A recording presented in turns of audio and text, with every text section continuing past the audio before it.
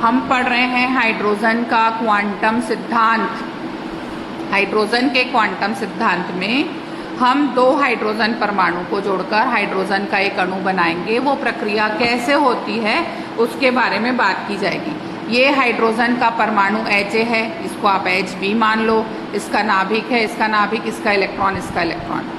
जब दोनों एक दूसरे से अधिकतम दूरी पर हैं तो दोनों के बीच में ना ही कोई आकर्षण बल है, नो अट्रैक्शन नो रिपल्सन, ना तो कोई आकर्षण बल है ना ही कोई प्रतिकर्षण बल है। लेकिन एक निश्चित समय के पश्चात जब दोनों एक दूसरे के थोड़ा निकट आते हैं तो पहले हाइड्रोजन का इलेक्ट्रॉन दूसरे वाले हाइड्रोजन परमाणु के नाभिक से और दूसरे वाले का इलेक्ट्रॉन पहले वाले हाइड्रोजन परमाणु के नाभिक से आकर्षित होता है। ठीक है, और आकर्षण के साथ साथ ये दोनों इलेक्ट्रॉन एक दूसरे को प्रतिकर्षित करते हैं और ये दोनों नाभिक भी एक दूसरे को प्रतिकर्षित करते हैं। उसके बाद अगला पॉइंट क्या होगा, जैसे ही ये थोड़ा और निकट आ जाते जैसे ही ये परमाणु थोड़ा और निकट आ जाते हैं तो अब दोनों के नाभिक और दोनों के इलेक्ट्रॉन एक दूसरे को प्रतिकर्षित करेंगे और यहाँ पर प्रतिकर्षण जो है इस आकर्षण की तुलना में अधिक प्रभावी होने लगता है।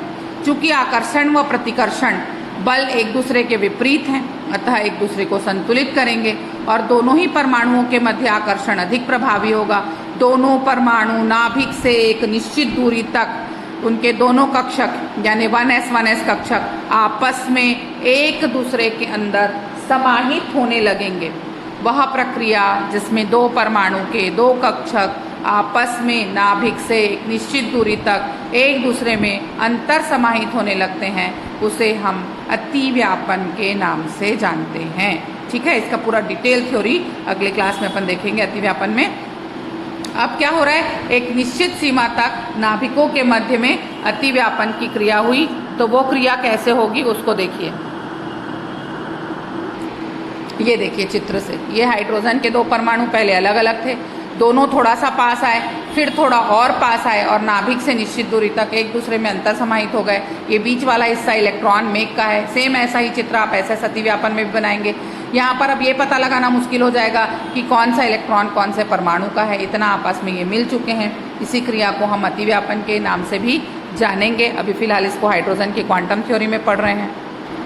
अब देखिए 5वें पॉइंट में क्या हो रहा है, अणु के मध्य होने वाला यह अतिव्यापन SS अतिव्यापन कहलाएगा और एक सिग्मा बंध का निर्माण करेगा। यदि आपस में अतिव्यापन होने वाले परमाणु के इलेक्ट्रॉन का चक्रण समान दिशा में होगा, क्योंकि दो अलग अलग परमाणु है तो चक्रण यदि समान दिशा में होगा तो यहाँ पर प्रतिकर्षण बहुत अधिक और ऊर्जा बहुत अधिक हो जाएगी।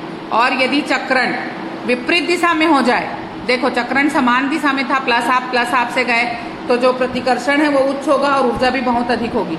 लेकिन यही चक्रण एक दूसरे की स्पिन को बदल भी देते हैं, लगातार कहाँ ऊर्जा निकलते जाती है और एक की स्पिन बदल जाती है।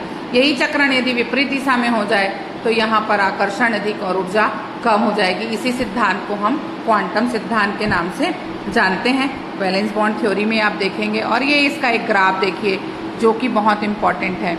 ये देखिए जब प्रतिकर्षण प्रभावी था तो ये धनात्मक था, ऊर्जा बहुत अधिक थी, बहुत आसानी से दोनों कक्षक पास नहीं आ पाए, तो प्रतिकूल परिस्थितियों के चलते बंध बना। इसको BBT में और MOT में और डिटेल में पढ़ेंगे आप। लेकिन जब अगली बात हुई, अगली कौन सी बात हुई, अगली ये बात हुई कि जब प्रतिकर्षण हुआ की बजाय आकर्षण हुआ, प्रतिकर्षण की बजाय आकर्षण हुआ, तो देखिए दो कक्षक पहले पास हैं, फिर थोड़ा और पास आए, फिर थोड़ा और पास आए, फिर एक दूसरे में अंतर समाहित होने लगे और एक निश्चित दूरी तक अंतर समाहित होके अपने अणु का निर्माण किए। यहाँ पे आकर्षण के कारण ऊर्जा का मान ऋणात्मक हुआ, यानी ऊर्जा कम हुई। ये ऊर्जा को बता रहे, स्थिति जो ऊर्जा 0 थी, 0 से ऊपर वाले में जो बना है वो आपका प्रतिकूल परिस्थिति वाला बंध है, और 0 से नीचे जो बनेगा, जो -436 ऊर्जा लगी है यहाँ पे अर्घ की, तो ये जो बनेगा वो अनुकूल परिस्थिति वाला होगा और ये बंध जो है वो, या तंत्र जो है वो स्थायी होगा और ये वाला जो होगा वो